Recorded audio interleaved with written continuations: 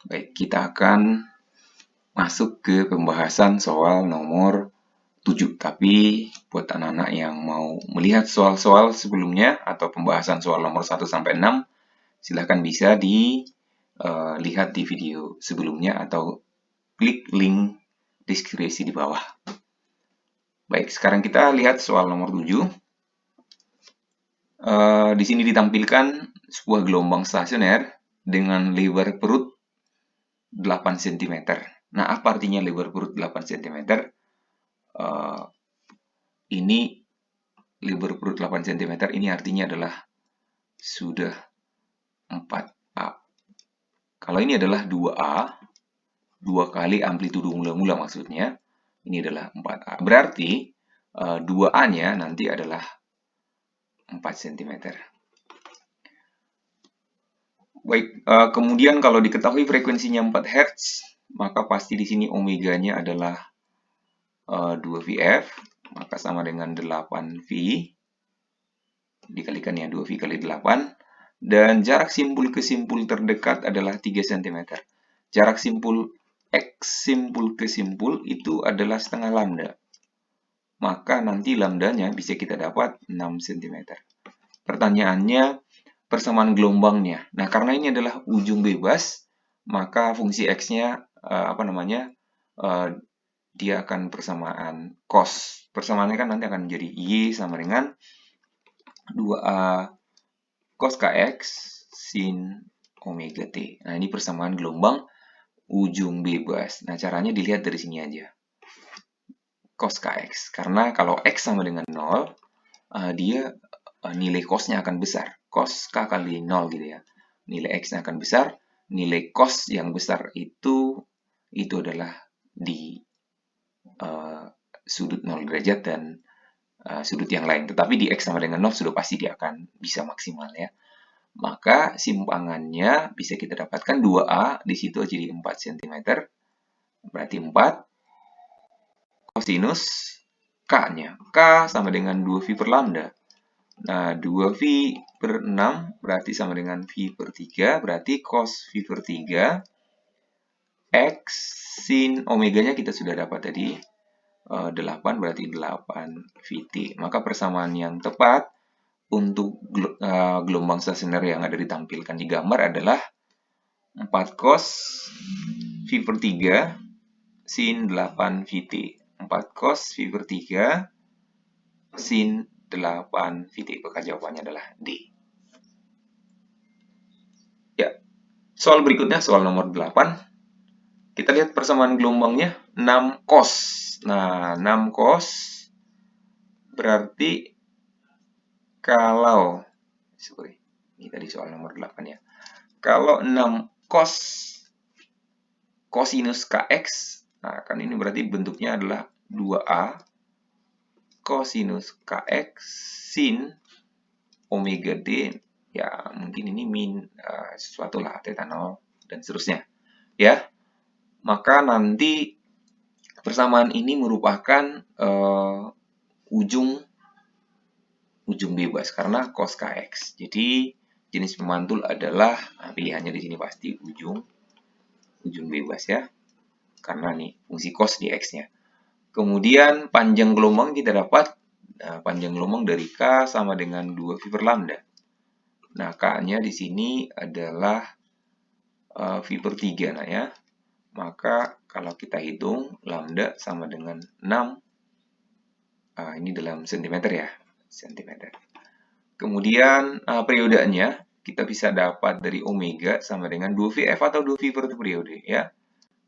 Omeganya di sini adalah V per 4. Maka periodenya bisa kita dapatkan 8 second. Nah, kita pilih di sini.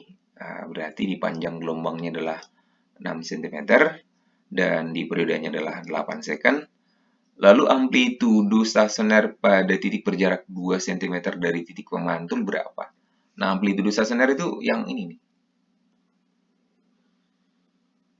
Jadi yang 2A cos kx. Jadi amplitudo stasionernya adalah 6 kosinus sepertiga Vx Nah, tinggal masukin aja X-nya berapa? 6 cos V per 3 dikali X sama dengan 2 ya. Berarti cos 3 V per 2. Maka 6 cosinus 2V per 3 ya. 2V per 3 berarti ini 180 derajat ya. Karena 2V itu garis 60. 360 derajat bagi 3, 120. Berarti 6 kali cos 120 itu sama dengan negatif cos 60 dikuadrat 2 ya. Berarti setengah. Dan tandanya negatif berarti sama dengan min 3 cm. Jadi jawabannya di sini adalah min 3 cm. Soal nomor 9. Sebuah tali panjangnya 100 cm dan ujungnya diikat longgar atau bebas pada sebuah tiang. Oke.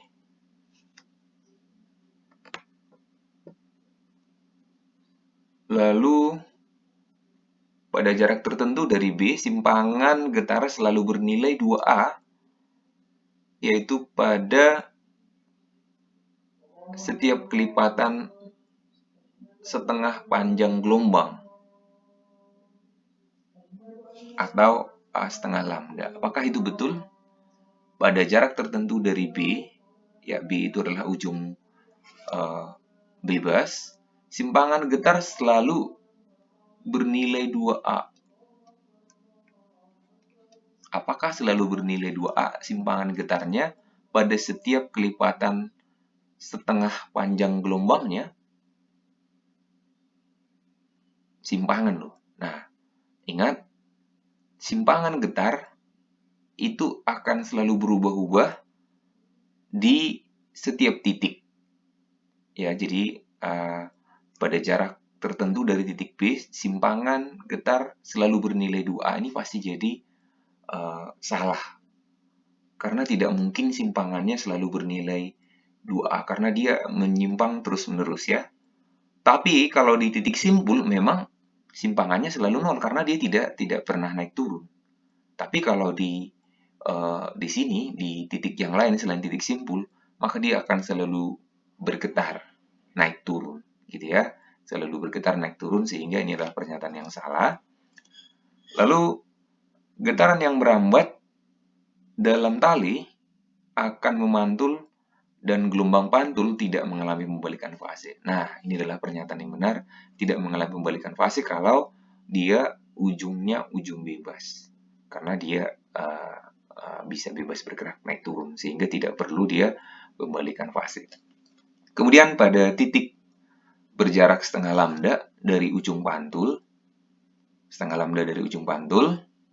akan selalu bertemu bukit. Ya, akan selalu bertemu bukit dengan bukit atau lembah dari masing-masing gelombang datang dan gelombang pantul. Nah, di sini kalau kita cek lagi ya, pada titik-titik berjarak kelipatan setengah lambda dari ujung pantul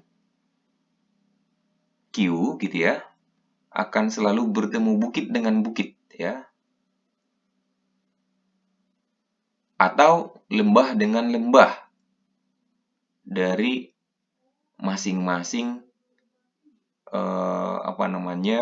gelombang datang dan gelombang pantul. Nah, kalau ini betul ya. Jadi akan selalu bertemu bukit dengan bukit atau lembah dan lembah. Ini adalah pernyataan yang benar. Karena pada titik setengah lambda dari ujung pantul, kira-kira gelombangnya akan seperti ini. Kalau kita gambar ya. Nah, ini misalnya ujung pantulnya. Ujung pantulnya adalah ujung bebas ya. Lalu kan nanti bisa jadi nanti gelombangnya seperti ini ya. Ini hanya contoh aja. Pas di sini. Maka nanti gelombang pantulnya bisa seperti ini kira-kira ya. Gelombang datang dan gelombang pantul hasil perpaduannya kira-kira seperti ini. Jadi titik setengah lambda dari ujung pantul itu yang ini. ya. Kira-kira seperti itu ya. Jadi pada titik-titik pada jarak kelipatan setengah lambda, maka akan selalu bertemu bukit dan bukit. Makanya dia selalu dia interferensinya akan maksimum gitu. Makanya jadi nilainya selalu 2A di sini. Ya, nilainya amplitudenya selalu nanti 2A. 2A ke atas, 2A ke bawah, makanya dia jadi akan jadi perut. Kira-kira seperti itu ya. Selalu ketemu bukit dan bukit atau sekalian lembah dan lembah. Maka di sini di titik ini akan interferensi maksimum selalu ya. Ingat ya, di perut itu selalu interferensi maksimum, sedangkan di simpul itu adalah selalu interferensinya minimum gitu. Oke, titik simpul ini selalu jumlahnya sama dengan 0 gelombang datang dan gelombang pantul. Sedangkan di perutnya itu interferensi maksimum pas bukit yang datang, maka bukit juga yang pantul. Maka hasilnya akan semakin bukit. Kalau lembah yang datang, lembah yang pantul juga akan semakin lebar ke bawah. Kira-kira itu. Jadi jawabannya adalah benar. Namun untuk yang tadi yang ini pada jarak tertentu, yaitu dari titik B, maka simpangan getar selalu bernilai 2A itu salah. Bukan selalu bernilai 2A. Dia bisa 0, tapi bisa maksimalnya 2A. Maka ini dikatakan perut. Memang ketika kita lihat, kita amati, dia akan seperti kelihatan di 2A terus. Tetapi bukan, dia selalu bergetar kok naik turun. Jadi dia naik turun, naik turun, naik turun. Cuman memang kalau kita potret, dia akan kelihatan seperti ini, seperti gambar ini. Akan kelihatan stop, padahal sebenarnya dia selalu naik turun. Maka jawabannya adalah salah benar-benar. Oke, demikian penjelasan sampai nomor 9. Untuk soal berikutnya, 10, 11, dan 12, silahkan dilihat di video berikutnya dengan cara klik di link deskripsi di bawah ini.